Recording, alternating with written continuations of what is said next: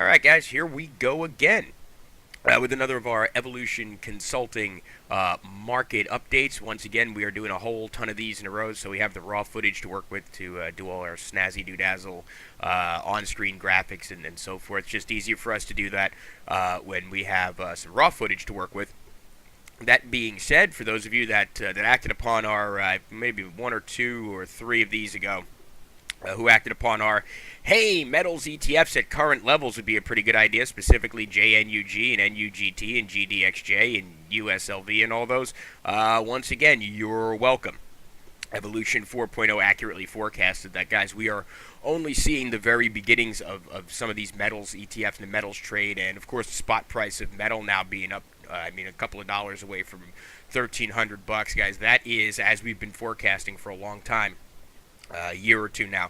That is the product of the Shanghai Gold Fix, or Shanghai Gold Exchange, I should say, coming online with price discovery abilities, which means the Chinese and the BRICS nations now have by far and away the greatest say in terms of what is the spot valuation and spot price of metals. And as we also accurately forecasted, there is something to be said for having price discovery or price fixing or price setting abilities on the metals that are ultimately going to be backing the Chinese yuan, the Russian ruble, probably amongst many others, and possibly even an AIIB built BRICS nation or BRICS economic alliance consolidated unified currency. So guys that were in those, or listeners I should say, guys and girls that were in those metals trades, when we said, after that first leg up and we showed those just ridiculous returns, we said, guys, hey, current levels would be good. That's a direct quote. And we've had a couple of days in a row now where we've seen 10, 15, 20%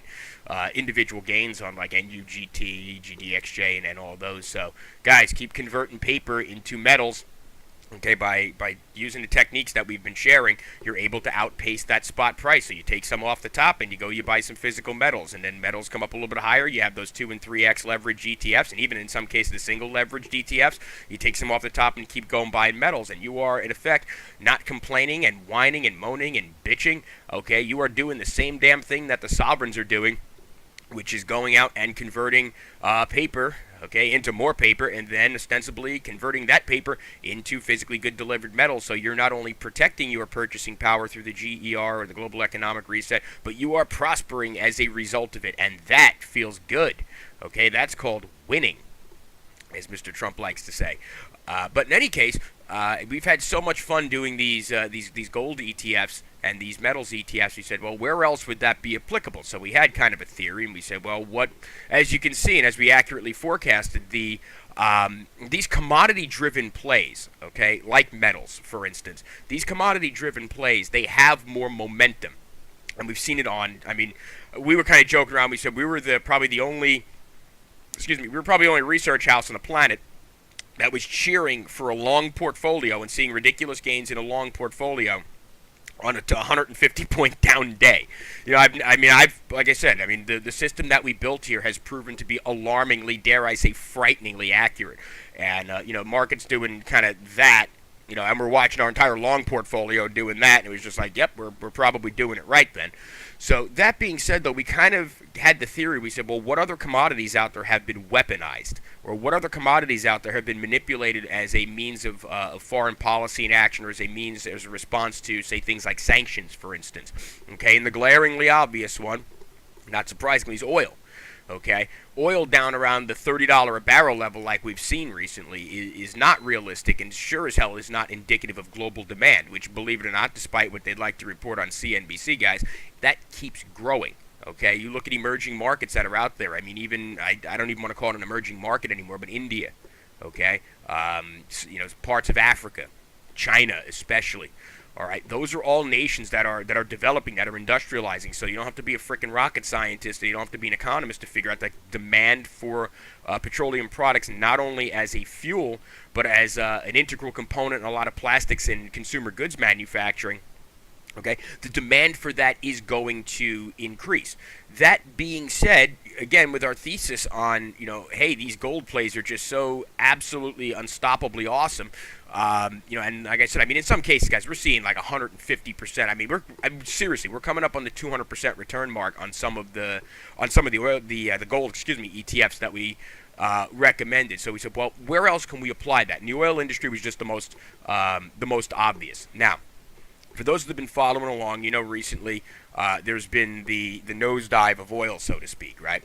And we were talking about $30 a barrel. I mean, in some cases, sub $30 a barrel, right? And we had Goldman Sachs recently come out and run their mouth a little bit and say that $35 is the so-called Goldilocks zone for oil. That means perfectly priced or conducive to global economic growth, right? Well, you can see how well that worked out, because as of today, as a matter of fact, the 30th of April, we are looking at about $45.98 per barrel. Okay, and that's up fairly significantly. I mean, in March we were looking at like the 35, 36 level. So without getting into too many of the details, we're going to speak purely in a macro level. If you guys really want the details as far as how oil has been weaponized as a commodity, you are welcome to purchase the Evolution Consulting 2.5 hour long, which we're in the middle of producing now, video podcast on petroleum. That'll be out very soon. All right, but in the meantime, from a macroeconomic perspective, we've seen the price of oil recently just dive down in the dirt. And like I said, you're looking at that we were looking at $30 a barrel, sub $30 a barrel, that range. And that's a response to something. Okay, that is largely the product of, I call it the handshake, unofficial, unspoken alliance between OPEC nations, which is Organization of Petroleum Exporting countries, as well as some of the BRICS nations' oil producers. And by some of the BRICS nations' oil producers, I mean Russia. Okay, which is very well may be at this point as big or bigger than, in terms of importance, as the Middle East in terms of an oil production or an oil petroleum producing nation. That being said, one of the reasons I think we've seen these low prices, and one of the reasons Evolution 4.0 indicates we've seen these ridiculously low prices for petroleum, is as a response to Western sanctions on Russia's grander economy. Okay, so you have to realize that in this instance, you'd be talking about a weaponized commodity, oil being used as a means to respond, with the price thereof being used as a means to respond to unfavorable sanctions vis-a-vis the NATO nations. Okay, in that instance, you have to realize, pending Putin's actions in Ukraine, they said, well, we didn't like what you're doing, so we're going to put sanctions all over the place on you, and we're going to try to strangle, your economy a little bit. And what Russia said is, okay, that's fine, no biggie. Here's what we're going to do. We're going to open up the faucet. We're going to open up the floodgates, and we're going to flood the free market with as much oil as we possibly can. Now, without being an economics major, I should say, what happens when you have more of something? The price of it generally decreases, and that happens to be the case, obviously, with the petroleum market as well. And with the help of the Middle East, that's largely what Russia, one of the larger nations in the BRICS alliance, the R and BRICS, Brazil, India, Russia, China, and South Africa, okay, that's what they did, is they flooded the market. Now, that was done for a reason. Okay, and this is one that I can't take complete credit for, because our in-house technical analyst, or in-office technical analyst, Mr. Sereni, was the one to come up with the specific arithmetic behind what was going on, and he really does enjoy doing that kind of stuff. All right, so in other words, as a result of those sanctions, Russia opens up the floodgates, and here comes all the cheap oil, and all of a sudden oil's down around $30 a barrel. Okay, there was an industry, or there is, I should say, an industry called oil shale. All right, which is a largely North American continent business. There are other places in the world where there is oil shale, but Canada, okay, Texas in the United States, Eagle Ford, okay, amongst others, those oil shale businesses to extract oil from oil sand or oil shale, if you guys remember the oil shale boom, okay, that requires a lot of research and development, because it's not a perfected process yet. Okay, it requires additional refining processes, and it requires additional cost per gallon or cost per barrel of extraction. In fact, Mr. Sereni sat down and figured out that it's somewhere, and there are other sources that will agree with him, around $70 to $72 per barrel is the break-even point for an oil shale extracting operation in the United States to be able to extract, refine, produce, and prepare a petroleum product for delivery or further refinement. Okay, so that being said, you have a nation like the United States or NATO, and they're going to attempt to put sanctions on the Russian economy. If I'm Mr. Putin, what I'm going to do is I'm going to turn around and go, oh yeah, watch this. And so what he did is opened up the faucet, and not just him, other nations as well, opened up the faucet, and they put oil down around $30, $35 a barrel. Okay, so all of a sudden, that makes it impossible to sell shale oil at anything that might even be mistaken on a good day for break-even price, keeping in mind, once again, the $72 a barrel number. Okay, so what happened is, if you look in Western Canada's been decimated economically. Okay, towns that were booming as a result of the oil shale and the oil sands business and the fracking industry as well have just absolutely been decimated. There is a certain amount of time where they were saying, we'll keep these oil shale operations going, we'll keep the oil shale operation going, and hope for an increase in the spot price. Well, the Russians and the BRICS nations were smart enough to leave the faucet open long enough that it became financially viable, because it does cost money to go, you know what, we're going to shut down the oil shale. Now, that was a response, okay, to those the sanctions over what Putin is doing in Ukraine and the artificial manipulation of metals. Okay, so in that with that in mind, effectively what's happened now is the desired effect has happened.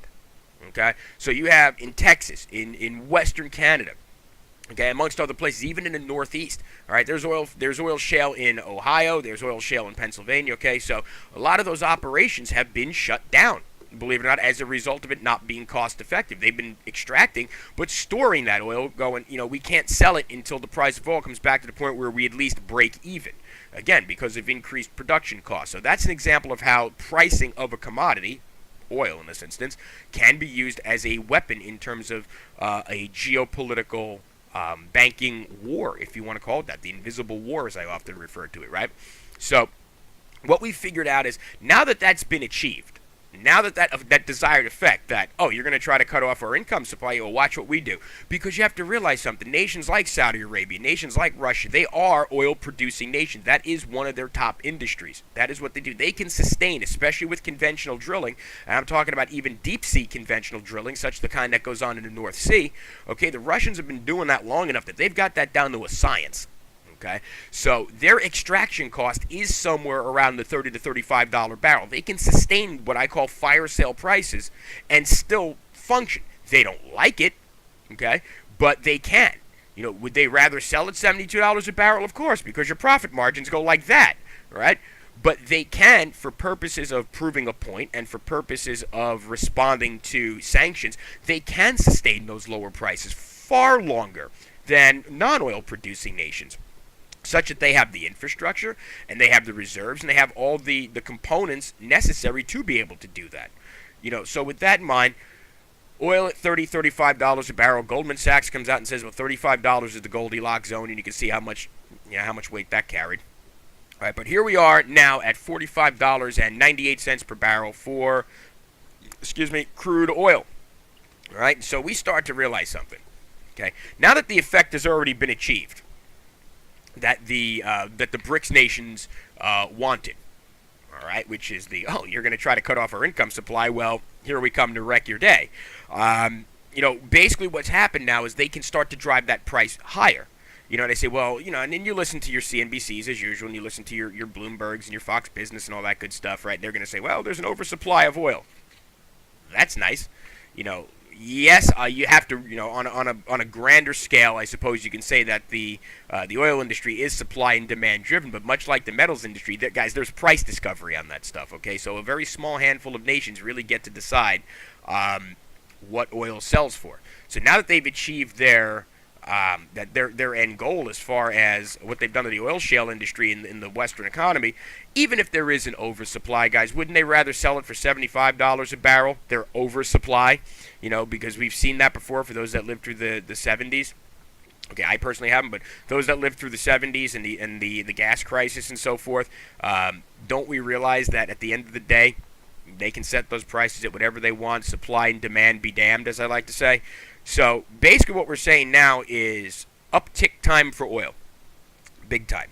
Because, again, that end goal, that end effect has already been achieved. So we take a look at one of our favorite oil ETFs. And this is the same play, by the way, guys, as the metals mining. It's riding those ETFs higher based upon geopolitical action or geopolitical activity on the underlying commodity. So we got three. We got UCO, okay, which is a pro-share ultra-long crude. We've got USO, which is pretty well SOP. That's United States Oil Fund. And then we have our personal favorite that we recommended back in April 13th. We did the research on the 10th for Wirehouse. All right. So what we've done is, as of April 10th, we recommended it at 26.54. Up with the graphic, please. We recommended 26.54. The first time we did the research. Okay, that's why you want to subscribe to Wirehouse. We do often publish that stuff first in there, or we published a really cutting-edge stuff that we have in Wirehouse. 26.54 was our buy-in price, and as of the 29th of April, which was end of business Friday, today being Saturday, we were looking at 32.09. So keep in mind the following macroeconomic concept, guys. Okay, we're going into summer driving season. Demand is actually going to increase, which is all the excuse that they need to drive the prices higher. So demand is going to increase. As we've seen historically, summertime, especially in North American continent, does tend to drive crude oil pricing higher. Okay, we go into summer, and we realize also that the BRICS nations have achieved their end goal in their response to sanctions and unfavorable actions by the Anglo-Western system. So that's number two. And number three, we got a news story. It's going to be very easy, and I've been watching CNBC the last couple of days, and it's almost impossible to turn on CNBC without them talking about crude oil and how it's all of a sudden starting to uptick, and are we going to see $75, $80, $100 a barrel again? And based upon our research, yes, we are. We're going to. Because that damage has already been done, because they realize how hesitant those shale operations are going to be to reopen when it costs them just so much money to shut it down in the first place. So what we're going to do is we're recommending at this point, guys, current levels, 32.09, as usual. If you want to put the buy order in there, for those of you that are more hands-off, you want to see if you can catch a little pullback, you want to put a $31 or $30 buy order in there, have at it.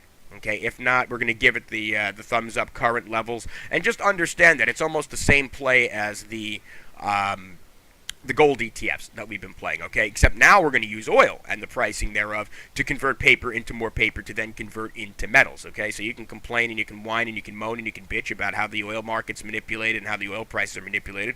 Or you can sit back, you can make a buck off of it, and you can laugh your ass off and go out and buy metals. I prefer the latter. All right, so that being said, our second one, I mean, like I said, of the three, UWTI is still our weapon of choice. It's just got the best body language out of any of the long oil ETFs. If we had to pick a second one, guys, UCO, if you want to give that a whirl, that was 11.79 was the closing price as of the 29th. And we're talking about stuff, guys, and those have been when oil was up around, $100 a barrel. Those were up around the 200 and 250 mark. All right, so do we see oil going back to $100 a barrel anytime soon? It depends on one's definition of soon. Okay, as we lead into the global economic reset, currency valuations in dollars, and the valuations of various currencies aside, yes, and on a grander scale, we do see oil going back to the $125 a barrel range. Absolutely. That's prior to the currency reset. Again, to understand a lot of what else is going on, you have to understand the petrodollar, which we're coming up on the 17-minute mark now. I'm not going to explain that here. Please, please, please, if you're interested in that stuff, wait until we produce the petroleum report. Okay, we're doing the print version of it, and we're doing a video podcast version of it. There is an oil one available in audio podcast. Okay, if you want to take a look at that, we do explain some of the weaponization, the commodity, and the petrodollar and all that. So that being said, guys, as usual, if you have questions or if you have comments, should be somewhere over there, evolutionconsulting.world, evolutionconsulting.world.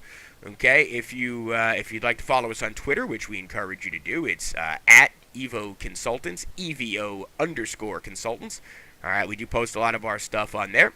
Hope this one has been as informative as the others that we've done. Again, get long your oil ETFs, even with the inflation that's going to be going on, and we're just now seeing the very tippity beginning of.